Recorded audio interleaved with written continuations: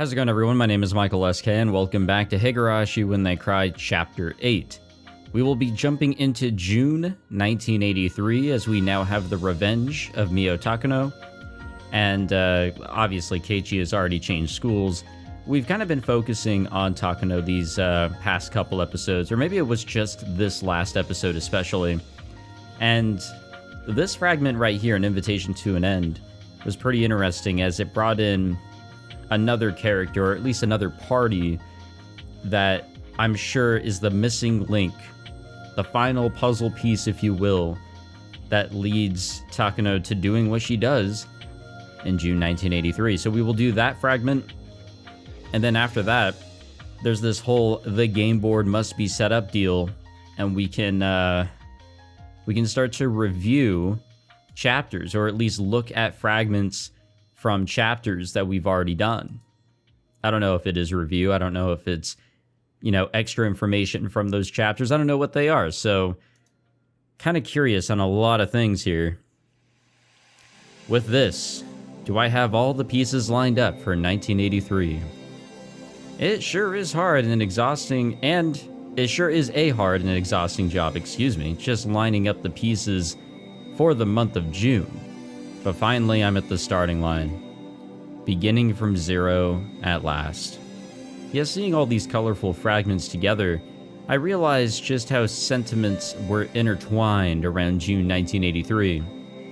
I used to think that thoughts of people with no relation to me were useless, but I was wrong. Rika Furude did her best to overcome the fate of June 1983. She did two things. One was to get in touch with the Irie Institute because she knew she would be protected there. Ironically, Takano from the Irie Institute was the one who wanted to kill her, but it was the best move for her to make at the time. And the other was to ensure that the Maibara family moved to Hinamizawa. It actually wasn't certain that the Maibara family would move here. They first decided to move here when the father felt something sentimental at the sight of us on the day he came to view the properties for sale. Therefore, it was necessary for us to play in that field. It was the trigger for the Maibara family's move. It took me so long to figure that out, though. After turning various conditions on and off repeatedly, I finally realized that meeting Keiichi's father at that field was the cause. Keiichi Maibara is a very important key for breaking Rule Z, one of the chains that was binding me. He is the fresh air that's powerful enough to break all the old and evil customs in this village. He created many opportunities, but he also provided me with an important clue by letting me know that a strong conviction and the will to believe is what's important in standing up against a powerful fate. But I wasn't the only one who wanted him here. People in the Sonozaki family who wanted to wipe out the nastier traditions, of the village also wished for him. Mion Sonozaki vowed to herself to protect Sodoko and Satoshi because she was very much bothered by how irrational the treatment of the Hojo family was. And on the night Satoshi Hojo disappeared, she exploded at Oryo Sonozaki and voiced her true feelings. Oryo Sonozaki understood. Oryo herself had come to understand the wicked customs of the village and had been wanting to do something about it, but she didn't have the power to do so herself, so she entrusted it to the fresh air that was blowing in from the outside. That was why the lots went on sale, so the Maibara family could move in. Even if I danced in that field, if Oryo hadn't put the lots on sale, Keiichi couldn't have come. And Rena Ryugu, who provided many important opportunities for Keiichi Maibara, was saved by returning to Hinamizawa after the deep emotional trauma of her parents' divorce sent her into terminal condition.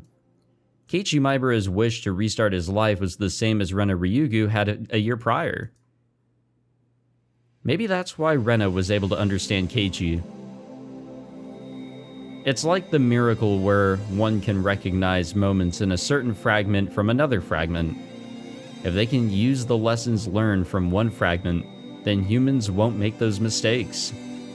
the game pieces will make their best moves, and the chances of winning this game of June 1983 will rapidly increase. In other words, Rena Ryugu makes extremely important moves on this game board without realizing it. The mighty Rule Z that surrounded the Hojo siblings was eventually smashed by their actions. Of course, Sotoko overcoming herself was also a big help. Their hands met only because they reached from both sides. Keiichi and Rena are the ones who taught me that. Mion is the one who made it possible for them to move here, and she also helped them to become familiar with the village. And that's not all. Irie is also an important piece with significant functions of his own. Feeling empathy for Sotoko, he is the most influential piece on the board we call Hinamizawa Syndrome. His existence is capable of defeating Rule X. Keiichi and Rena's determination and subsequent awakening taught us that it was possible to fight against Rule X, but they didn't defeat it. Defeating Rule X requires the existence of Irie, who has the strong will to discover a cure for the syndrome. I didn't know Irie held this many thoughts within him. I always thought he was rather absent-minded, but he is in fact an important and powerful piece. So if we gather all his power, can we win against Takano's will? I've seen Takano's thoughts too. Sadly, her will is strong and can't be easily broken. It's no wonder our fate in June 1983 has been so hard to shake, no matter how hard we fought. The sentiments I've been turning towards it pale in comparison to how many she's brought into it. The weight of our game pieces are different because I've given up on fighting while she has been risking her life to fight on. I've spent time sulking and drinking wine to escape from reality. I must be a very light piece indeed. I can't win against Takano with what I have so far. I need more pieces to be able to win. The officer Ueshi once showed the possibility of becoming a strong ally, but he's under the misunderstanding that the Sonozaki family caused the death of his dear friend, so until that gets resolved, he won't be of any help. I don't know how I can resolve that misunderstanding, but I just have to believe in it and keep throwing the die. Just like Keiichi and Rena constitute a chance to change fate, maybe Akasaka has the power to create a chance as well. I kind of forget about him at times. The curse of 1983 is tied to the curse of Hinamizawa. A curse can't be broken by inner power alone. It takes power from outside as well. Both sides have to reach out, otherwise the hands won't meet, just like what happened with Sotoko.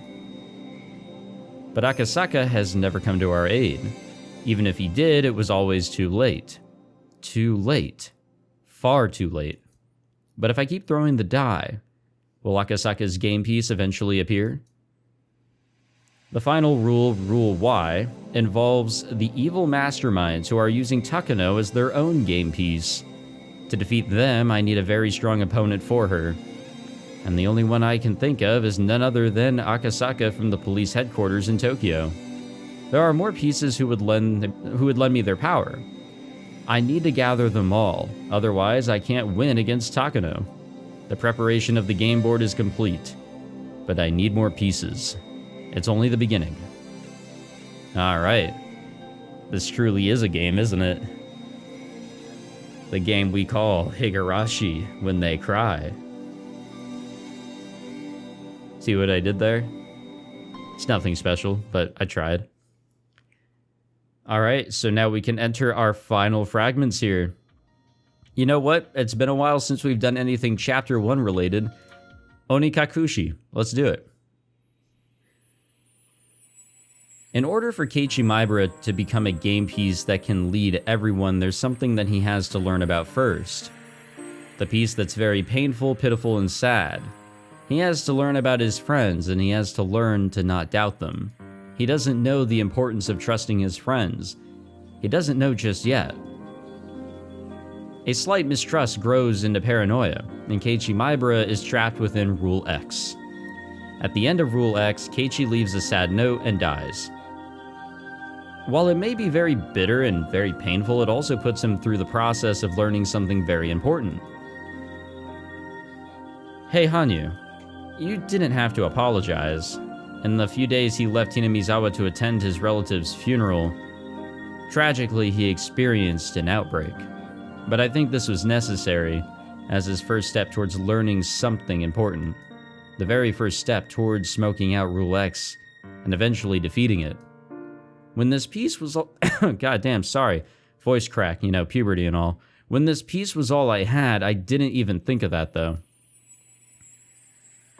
That was it? I guess these are, like, quick little, like, glances at the chapter. Yeah, I guess, you know, trust is the huge thing. We've learned that to be a huge deal with the syndrome.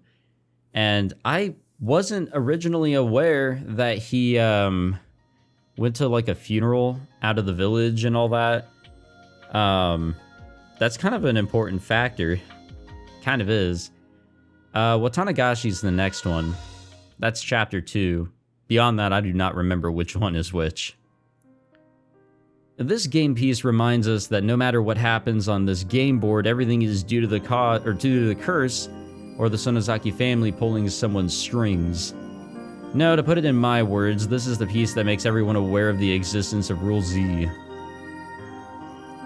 It's hard to notice with just this piece, but this is a complicated fragment where Shion Sonozaki, while trapped in Rule X, and mistaking it for Rule Y, is hurled about. Comes to notice the existence of Rule Z, but this is also the piece that teaches us the rules of the game board, of which I don't really remember. By the way, the piece called Shion Sonozaki is a piece coming from the outside, from this game's point of view. She dislikes Sudoko Hojo at first, but through this and another piece, she learns something important, challenges Rule X, and then grows to be a powerful piece to fight Rule Z. The most ridiculous part of this fragment is that it's hidden so cunningly, and doesn't seem that way at all with just a passing glance. Learn from your mistakes. Please become a powerful piece and lend me your strength to defeat my enemies. Yeah, you know, at first, I'm gonna admit, I kind of like Shion's character, but then I didn't, for a lot of, you know, reasons. Yeah, I guess distrust here, hate, believing Takano, believing Ushi, kind of just believing all the wrong things was really what stirred her in the wrong direction, and then she became, what, level 4, level 5 for sure. She was definitely delusional. Okay, so I don't know which one is chapter 3. It might be this one, but it could also be that one. Let's go with this one. This piece is the only one that's so distorted. That's because it's from long before June 1983. Okay, this is chapter 4, sorry. Therefore, the existence of this piece has no effect whatsoever in the game we're playing on the board. But is this really a useless piece? The identity of Rule Y has been completely exposed by now. With the backing of a mighty organization, it is powerful enough to swallow up the small solidarity of individuals. I almost give up on this game because of its irrational power. And that's why I'm thinking that maybe there's a piece hidden somewhere that's strong enough to fight against such a formidable enemy. Mamoru Akasaka works at the police headquarters in Tokyo and might have the power to stand up to such a vast conspiracy. Can his power withstand even Rule Y? Just like Keiichi Maibara defeated Rule Z, will he be able to defeat Rule Y so easily? We need everyone's strength, so Akasaka's strength is needed as well. It is. I really wish he showed up in Chapter 7. I feel like, realistically, if he was around, and if we just had a little bit more information, that would have been the near-perfect world that we are looking for. But, you know, we kind of just got swamped there at the end. Okay, so maybe this is Chapter 3. It is. This piece shows us the existence of the unreasonable Rule Z surrounding Sodoko, and reveals the most powerful adversary rule on the game board, Rule Y. Can the rules X, Y, and Z be seen now? The enemy we need to fight, the things we need to learn, all are gathered and revealed here in this fragment. At this point, it's impossible to reach Rule Y. Fighting against Rule Z's effect on Sotoko is the best that can be done. But in this piece, we make a mistake in our approach for fighting it. The outcome we gain through erroneous means is erroneous itself. Keiichi Maibara learned that through his own experiences. A tragedy doesn't possess the power to overcome tragedy. Violence doesn't possess the power to overcome violence. If they can grasp that, all the pieces on this game board will learn the true way to fight. But Takano is too powerful. The shocking end of this piece doesn't allow us to learn it that easily. No, Chapter 3 was probably like the big amount of fuckiness that this game has ever thrown at me. And that is why I continued to state that perspective is so key. And that's why once we got into the second half of the series, the answer arc, it became a lot more clear of what is going on here. That Keiichi and Shion were a bit of the same, you know? And then we really saw it all happen with Rena. The delusions, the distrust that they have. It was all coming down. Oh, and of course the violence. Let's not forget that. Tragedy can't face off against a tragedy. Same thing with violence. Okay, so I believe... yeah, this one is Chapter 5, because it requires Watanagashi. So Chapter 5 feeds off of Chapter 2. This is the piece of Shion Sonozaki who goes mad after being taken in by Rule X. With no room for sympathy, this is such a painful piece that can only have pity. It distinctly identifies the keyhole of the padlock called Rule Z. Keiichi Maibara becomes a key himself to pry open this padlock. And as Mion Sonozaki wished for, he becomes a wind that clears out the stagnant air filling the village. This piece also teaches us an important lesson. Don't fall for somebody? Shion Sonozaki learns through this piece and then becomes a strong ally for Sotoko Hojo. And that way, maybe Sotoko Hojo is a piece that represents the padlock for Rule Z. Unless she is saved, Rule Z can't be defeated. And when she is saved, that means Rule Z is defeated. This piece indicates only that. That's the only thing Shion Sonozaki learned by gambling her life. But now I think that it's very important. Every time I see Sotoko and Shion argue about pumpkins, I think about that. Yeah, remember when Shion literally killed Sotoko? And now, like, they act the total opposite? It's wild. Absolutely wild. Would not have seen that coming. But yeah, everything really, like, flipped on its head in that chapter. And so this one, Chapter 6, feeds off of Chapter 1, right?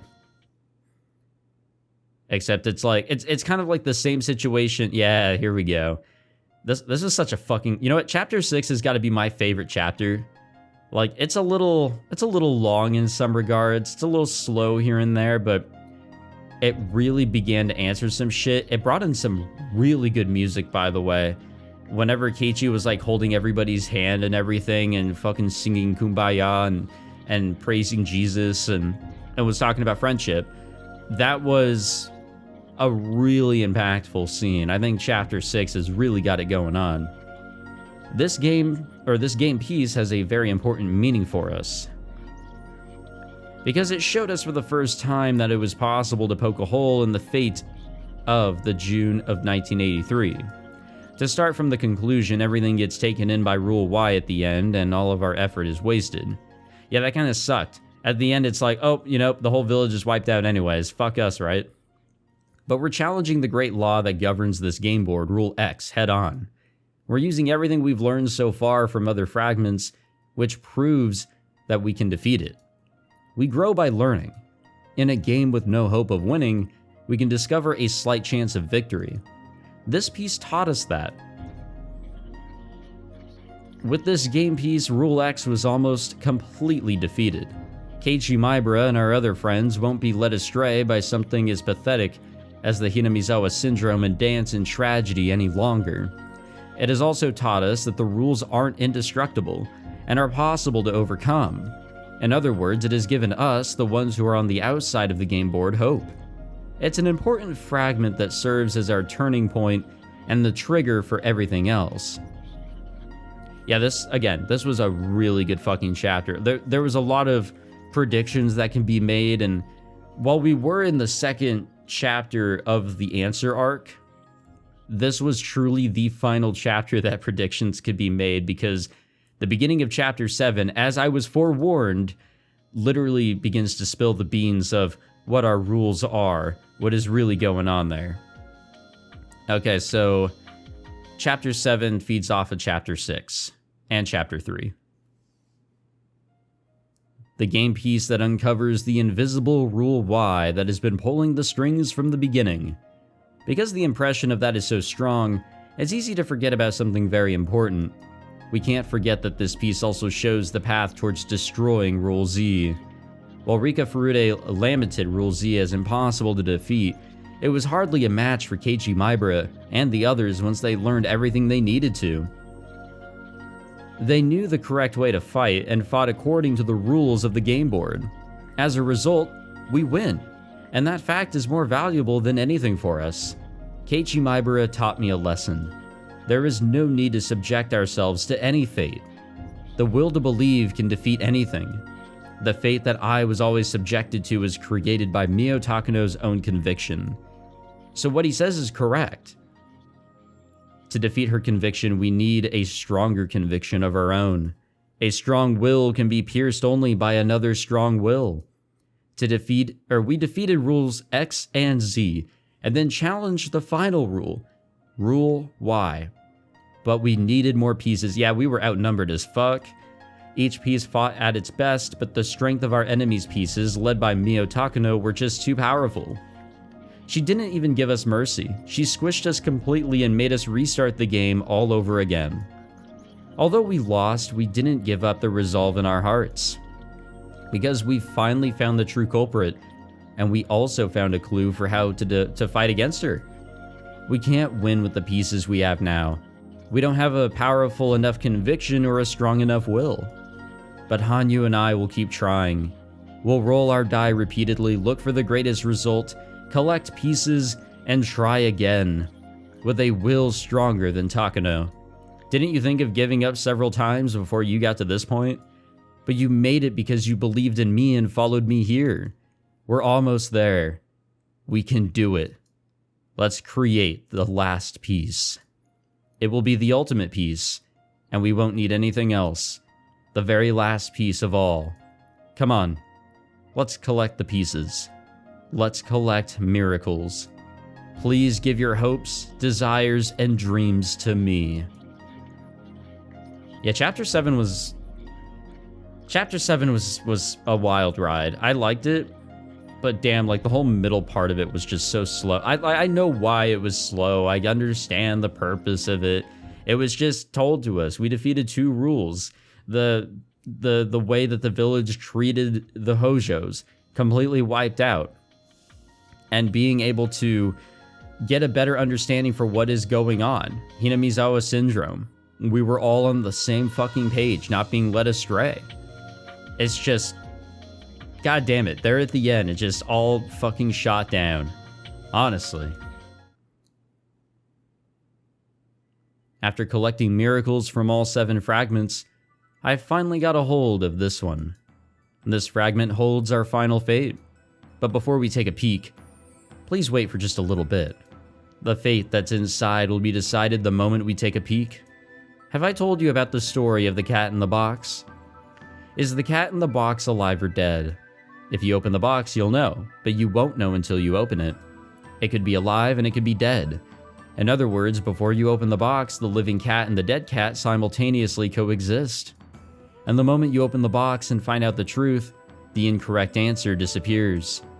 The inside of this fragment is the same principle. The future we desire and the future Takano desires simultaneously coexist. They are opposing and denying each other. Once we take a peek, one of those futures will disappear. If we have enough pieces, we can take a look inside this fragment. But we've only had the same pieces lined up the same way on the game board. And the game under the same condition was Takano's complete victory. We've already tried that in the Minagoroshi fragment. We need more pieces.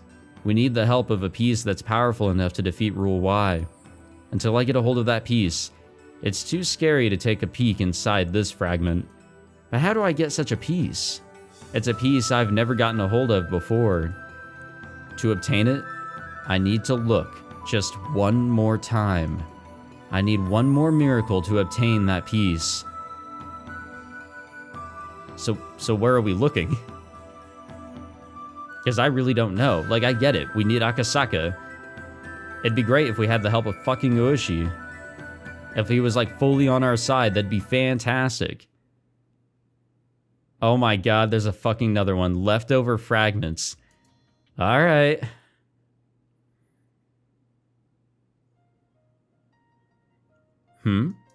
What is this? I never noticed this tiny little fragment. Sometimes a fragment gets cracked and it breaks, just like how the fate we believe in cracks sometimes. A damaged fate is no longer the same fate it was. Then which fate does this piece belong to? I picked up the tiny fragment and tried to match it with the fragments I have in my hand. And the last fragment I picked up was the Hinamizawa fragment. Which chapter was that? This fragment was distorted from the beginning. And look. See? This tiny piece fits perfectly. With this tiny fragment, how will the world change? What kind of miracle will occur? Beats me. I don't even know what chapter we're looking at here. The whole world warped. Since I put the broken piece back where it belonged, the distortion centered on the crack. But that doesn't mean I can't take a peek inside. It's already past 1985. It's a time long after Rika Furude and her friend's stories tragically ended in June 1983. Okay, this is a totally different area. With some mild interference, an order crackled through their headsets. 全班へ室長からありがたいお言葉があるぞ。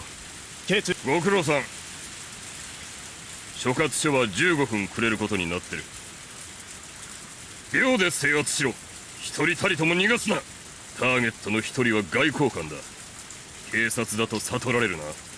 有無を言わせず身柄を確保しろ。Damn, that was like almost 30 minutes of just talking. Getting a drink is so great. ただし間違っても危害を加えるな。外交問題に発展するぞ。外交官特権で地元暴力団と癒着している芸道どもだ。They launder money from drug dealing and force people into the sex trade to pay off high interest debts. According to the local embassy, some of the victims are younger than teenagers? Oh god. Normally this would be a simple case, what with the perpetrators being gangsters. But when the police found out that a foreign diplomat was involved, things got much more complicated all of a sudden. Diplomats have diplomatic immunity, so the police can't arrest them. But they knew he was an important figure in the whole scheme, and there was no doubt that he was the middleman between the foreign criminal organization and the Japanese gangsters. They couldn't let him escape. It'd be easy to deport him, but that wouldn't solve anything. The police had asked the embassy for assistance, but they denied the request. And the case was put on a standstill at that point. That's when they found out that the organization was going to be selling the Self-Defense Forces classified radar and missile technology secrets. The Public Safety Division then had to move on the premise to protect this classified government information. And today was the day that operation was set to go. 正面は階段前に2人、地下入り口に2人、裏口に4人、全員体重の可能性大。普段より2人多いな。あの人にとっちゃ2秒余計にかかるだけさ。容赦ねえからな。あの人。聞こえるか、赤坂。お前が切り込み隊長だ。用心して隠れ。よし、開始しろ。赤坂了解。作戦を開始する。I had a feeling that Akasaka was involved in this. A man suddenly appeared around the corner downtown. It was Akasaka. He displayed none of the naivety that he did when he first met Rika. When he got to the entrance of the underground club, a bouncer with a heavy... Oh, goddammit. A bouncer with a heavy foreign accent stopped him. Koko, kaise, Oni-san, kaisho aru. Akasaka pulled a card out after being asked. It was a card that was very difficult to forge, so they could only get one. As the man on point, he was the one to receive it, excuse me. The bouncer let Akasaka in after confirming he had a membership card. 赤塚さん、地上の護衛突破。地下階段を降りてます。頼むぞ、赤坂。At the bottom of the staircase, there was an overly decorated door like the ones you'd see at a high-class club. The venomous glow of the cocktail lights lit it up, silently warning everyone it was an entrance to a den of evil. いらっしゃいませ。会員証を拝見いたします。 The guard at the entrance took the membership card and put it through the card reader on the wall. An error sound. Slight perspiration could be seen on Akasaka's forehead. The guard swiped the card a couple of times more. 赤塚さん、手間取ってます。まさか、カードの認証が変えられたか。赤坂にトラブルが発生したら作戦変更するぞ。赤坂の安全を速攻で確保しろ。The expression on the guard with him steadily grew dour. His right hand reached inside of his pocket, probably fingering for his gun. Ding! The buzzer suddenly rang with a delightful tone, and the card reader flashed a green light. Immediately after that, the lock on the door opened up. お待たせしました。どうぞお通りください。 The guard pulled his hand out of his jacket and opened up the heavy door. Loud music and flashing colorful lights spilled out from the inside. From within that, a well-dressed guard appeared to welcome Akasaka. At this moment, his first mission was accomplished, excuse me. Having acted as the go signal for the remaining units, Akasaka was also in the dangerous position of being in enemy territory all by himself. The door was the biggest obstacle for their ambush. The door locked automatically, so whenever it was closed, it was also sealed that way. It was a solid door and nearly impossible to open from the outside. Somebody had to not only open that door, but keep it open for several seconds in order for the raid to begin. Akasaka was the only one who can do that. 赤坂、入り口確保。作戦開始。 The complex on the other side of the club was getting a new tenant, and there were 2 trucks parked in front of the building. But of course, that was just a disguise. The door to one of the trucks opened, and several dozen plainclothes investigators jumped out. The same thing was happening at the back door too. The ground-level guards noticed this and began to draw their guns, but were taken down immediately by nearby investigators who had been pretending to be innocent bystanders. Several dozen investigators quietly went down the underground stairs. These narrow underground stairs were another obstacle to their operation. Everything would end up on the security camera. Their raid would become known within a few seconds. For that matter, a push on the security button would make it impossible for the lock to be opened from the outside, and that's why they had to secure the door before the ambush. The guards on both sides of Akasaka noticed the loud footsteps coming down the stairs. The well-dressed guard also realized that something was wrong. The 3 guards shifted their attention from Akasaka to the stairs behind him, and as he sensed that attention shift, Akasaka took a quick, deep breath and then stopped breathing entirely. The 2 guards standing beside him suddenly rose into the air in strange positions. Akasaka had determined his position relative to the 2 guards next to him, so he didn't need to check with his eyes. But even so, his fists had been driven into their faces with such precise accuracy. His moves were well-trained ones, and showed no mercy against evil. They were as destructive as armor-piercing ammunition. And furthermore, Akasaka had retracted his arms at the same speed that he struck. Everything looked so strange in the flashing lights.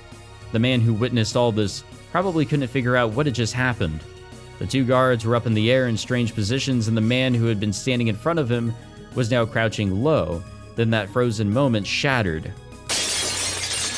The well-dressed guard was smashed into the ceiling, and shortly afterward came crashing down onto the floor. Later on, while slurping liquid food, he would desperately try to remember whether it was a fist or a leg that broke his jaw. He would probably never quite recall it.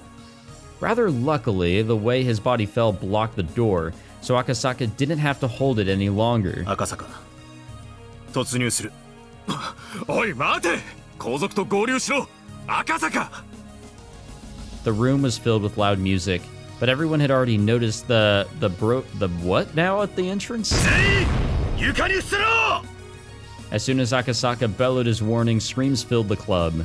Most people immediately hit the floor as if trying to proclaim their innocence. But all the guards reacted quickly to Akasaka. In the midst of all this, there were a few people who were trying to make their escape through the back alongside several guards. Akasaka restarted his breathing once, and then stopped it again, and then ran after them like a wolf. He jumped up onto the table, smashing expensive bottles of alcohol and scattering glasses with ice cubes made from the icebergs of the Arctic. Because of fucking course. A foreign bodyguard, whose previous profession must have been a professional boxer, thoughtlessly stood in front of Akasaka. With a heavy accent, he tried to taunt his opponent, but Akasaka couldn't have cared less about that. The only display that man was able to put on for him was that he was able to block Akasaka's attack, but it wasn't even an effective guard. The power of Akasaka's punches were so incredible that they simply broke the man's bones in his attempt to block them. Damn, Akasaka really fucking trained after he went to the village. The man's arm warped in a strange way, and the moment after the agony showed on his face, Akasaka's left arm ground into it. Akasaka, you see, is right-handed. That man should consider himself grateful that he was able to get away with a mere orbital fracture. Thinking that this was his chance, another man attempted to tackle Akasaka-san from behind. He assumed that no matter how strong a man was, he'd go down quickly when attacked from behind. He also assumed that as Akasaka was concentrating in front of him, he wouldn't be expecting an attack from behind to begin with. But that would only be true if Akasaka was just concentrating on his front. Indeed, the attacker was very wrong, for Akasaka was no longer even thinking about the man before him. Akasaka knew exactly when and what was about to happen. The experience he has built up to this day taught him that. His body, more than his mind, remembered the timing for when menaces to society like these would make their move from behind him. Akasaka's attack continued fluidly from the left arm punch that he struck against the ex-boxer. His left arm retracted, and at the same time he He arced his left leg around beautifully as he crashed into the man approaching him from behind. A dull sound signified that his nose has been broken, but Akasaka already knew that. Akasaka continued his motion and directed a decisive right blow to the side of his assailant's head. The man slammed into the wall and bounced off of it, rolling onto the floor. Akasaka took another breath. Under the glare of the dazzling club lights, the guards realized they were up against a demon. Yes, they realized that there was no way to take him down. The guards were being paid to deal with humans. Fighting demons just wasn't in their job description. At that moment, backup finally arrived. Maybe finally isn't a suitable word. Everything that happened did so over a matter of seconds.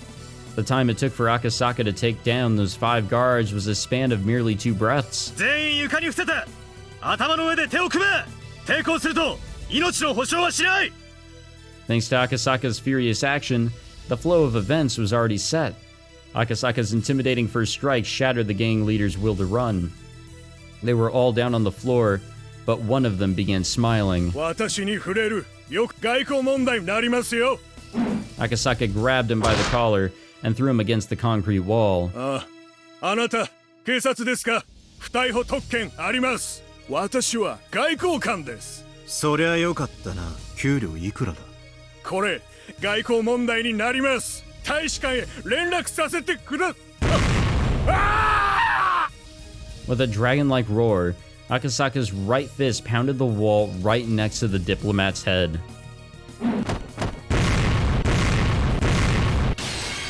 I have no idea what's happening. Immediately after that, his left fist pounded the wall on the other side of that head, and soon enough, Akasaka had pounded the wall 7 times each, just a sliver away from the diplomat.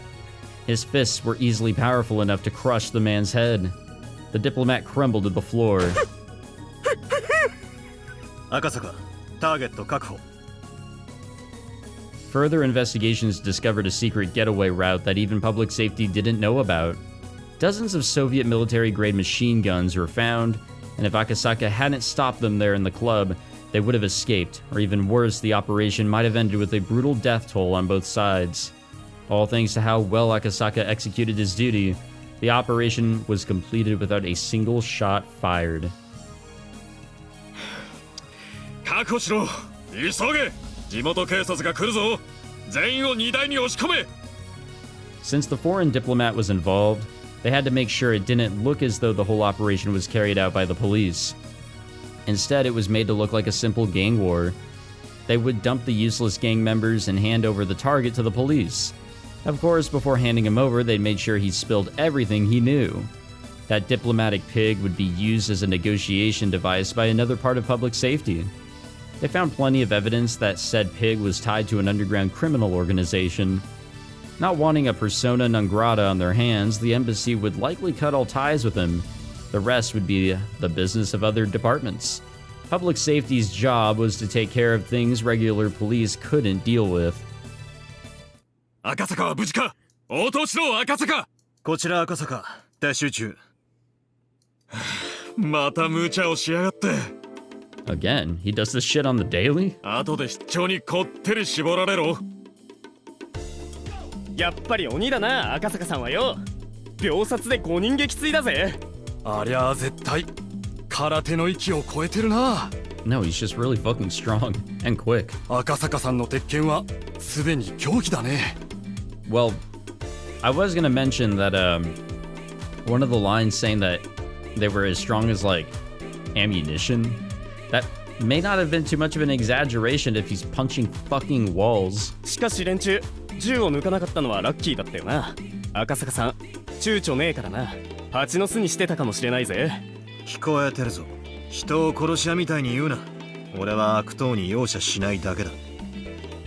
The pigs he had just caught were no average criminals. They'd committed so many unforgivable sins. The strength behind Akasaka's fists was proportional to those sins. The heavier their sins, the more powerful his blows would be. 豚どもを荷台に詰め込め赤坂急がせろ所轄署に通報が入ってるぞ赤坂了解。聞こえたな。撤収を急げ。了解。主任どうぞ。要手配をお願いします。There wasn't any trace left of Akasaka's old naivety. He had grown to be the vigilant ace of his department. So, was this to show us how fucking awesome he is, like only 2 or 3 years later?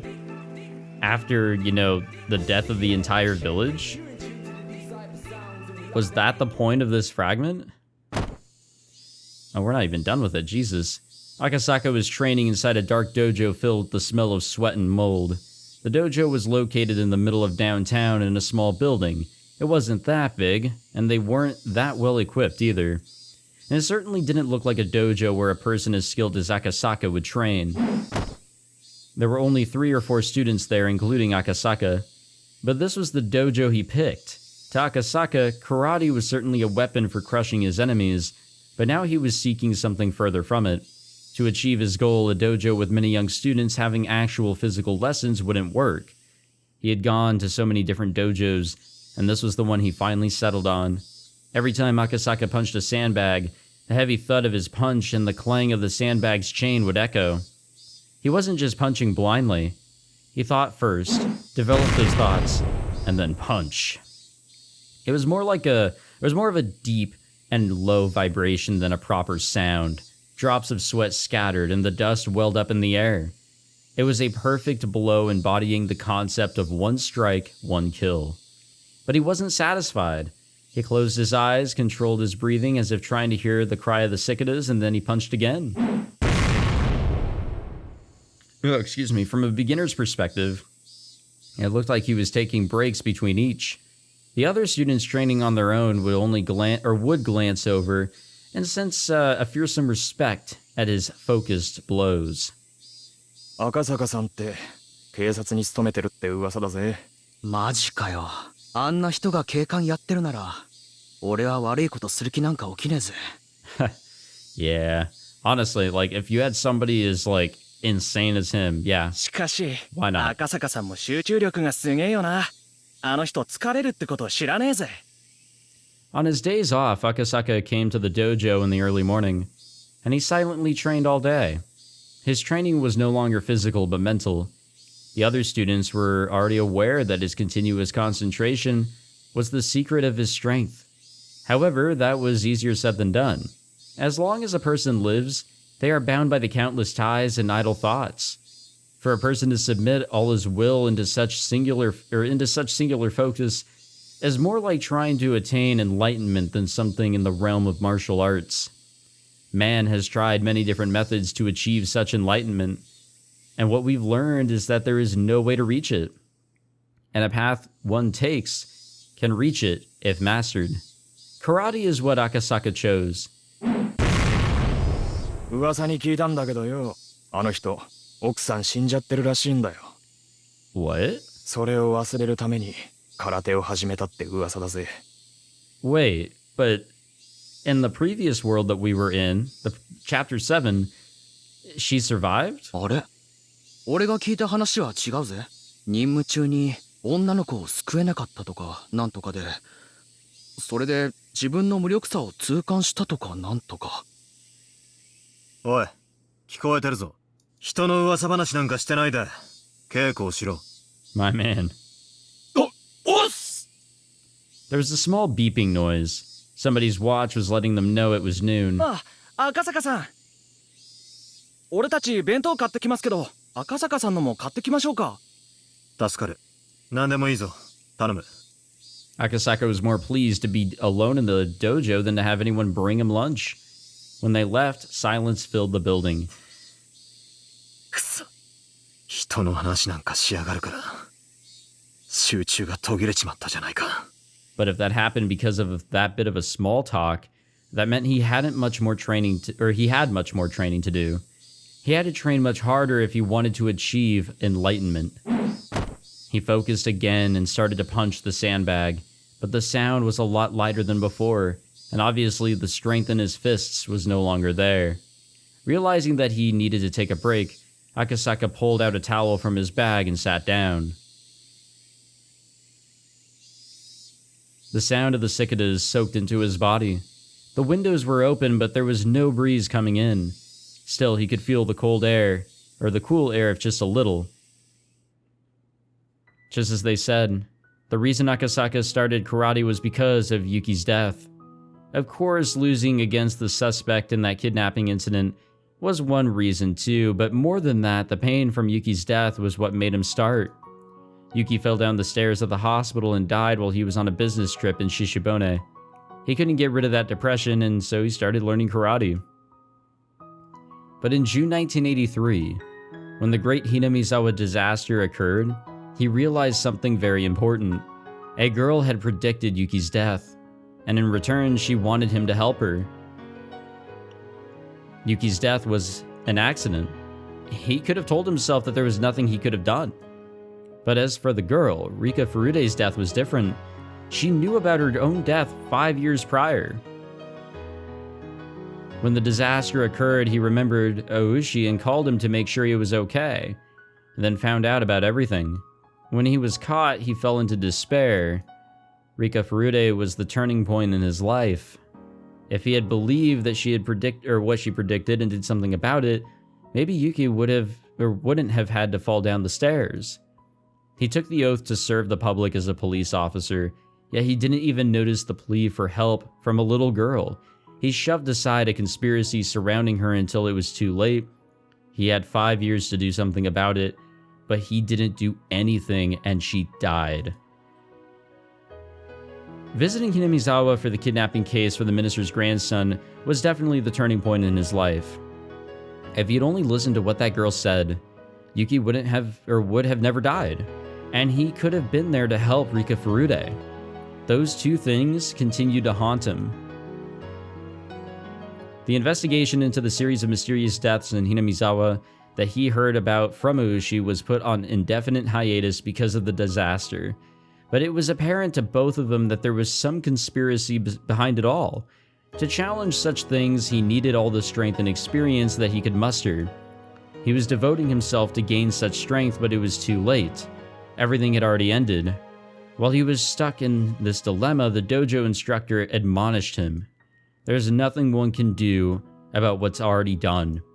So in that case, the only thing he can do is train diligently so that if the same thing is to happen again, he will be able to save a person in need. It's all too late. Everything is already over. Yuki died in an accident, Hinamizawa was destroyed in the gas disaster, and Rika-chan was murdered as her intestines were ripped out while she was alive. Shit! I was too obsessed with Yuki's death, and couldn't hear the girl's pleas for help. No, if I had listened to her, I could have prevented Yuki's accident too. Damn it. Damn it. Shit. As Akasaka clutched his hair and looked up, he noticed a small shrine overhead that protected the dojo. Akasaka respected both Shinto and Buddhism, but he had never thought about praying to gods in times of despair. But for the first time, he felt like praying for help. If it was something he was capable of doing himself, he would never even consider praying. But as it was something he couldn't resolve on his own, he prayed. It was a very selfish wish. If his wish were to come true, everyone in the whole world would wish for the same thing. もう一度。もう一度。あの時に戻らせてくれ。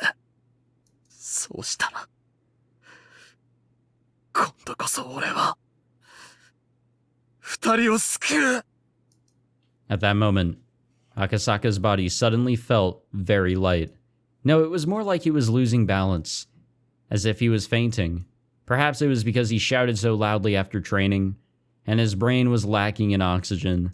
But he couldn't take his eyes off of the shrine. ありがとう、赤坂。Oh? あなたの思いが私たちにはとても必要だった。Was this a hallucination? Akasaka felt like a stranger was talking to him. 私たちが奇跡を願い、あなたも奇跡を願わなければ奇跡は起こらない。だって奇跡は全員が願わなかったら起こらない。双方が手を伸ばし合わなかったら届かない。He didn't know what she was trying to say, but somehow he felt like he couldn't miss a single word of it. He felt like it was something very, very important. 赤坂、もしあなたも望んでくれるなら私たちに奇跡を。それは欠けたかけらを結び合わせ、より大きな大きなかけらを生み出すきっかけになる。あなたのたった一つの決意が全員の思いや運命に大きな影響を及ぼすこともあるのだから。あの時にもう一度時間を巻き戻してくれるというのか。そんなこと私にできるのは気づかせることだけ。一つのかけらだけでは学べないことを、他のかけらで学んだことを気づかせてあげるだけだから、この欠けたかけらをあるべきところへ戻すだけ。それでもきっと大きな奇跡、もっともその奇跡をあなたはきっと気づかないだろうけれど。 Thank you, Akasaka. Thank you for remembering me. I don't even know how much time I've spent asking for your help, but finally it reached you. So I'll say it one more time. Please help me. No, please help us. Yeah, I'm not really sure how this whole fragment deal works, but it seems to be Hanyu's power. And like, maybe that's the whole deal with like people remembering shit from other worlds? I don't know. Oh, that was broken. I guess we're ready to now go into it. Now that we have everything. Maybe? It was long. It really was long. Are you okay? Is your spirit still alive? No, it was dead before we started. Do we have all the pieces we want lined up on the game board? Is this everything we have that can go up against Takano and her minions in the Game of Fate in the June of 1983? I think, maybe. We have everything. And last but not least, Hanyu. It's you. The time you have left to be a piece is limited, but that doesn't mean you can't show up in the game. Shall we begin? I've put in hundreds of years just for this moment. And you know, I'm ready to play a fucking game, you know? I'm ready to game it up.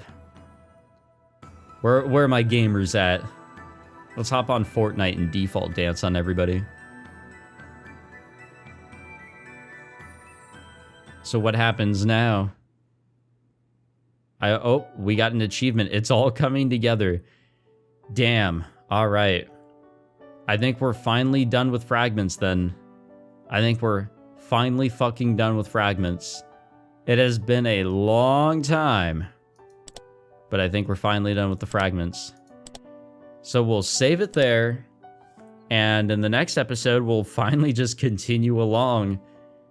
And I guess we're going to see how the rest of this chapter plays out. You know, 20-ish episodes into this chapter, we're finally getting into how everything's going to go down. How everything's going to come together. I'm very curious to see how it all goes. But thank you all for sticking around through this, 10-ish episodes of nothing but jumping around Fragments. I think we got through it all pretty okay. I think somebody said that Rose Matter, it took her like 9 hours to do all this, so I do a lot of rambling like I do right now, but I'm sure if you cut all that out, maybe it would be around that. Maybe, just maybe. I don't know. But thank you all for your patience and all that with these Fragments. We're finally through it, and you know, let's kick some ass in this game, you know? We're finally there. We're ready to do it. We'll see what goes on in the next episode as we begin our trek to the finale of Higurashi When They Cry. Thank you all for watching. If you enjoyed, be sure to leave a like, subscribe, all that fantastic jazz, and I will see you guys in the next one. Take it easy.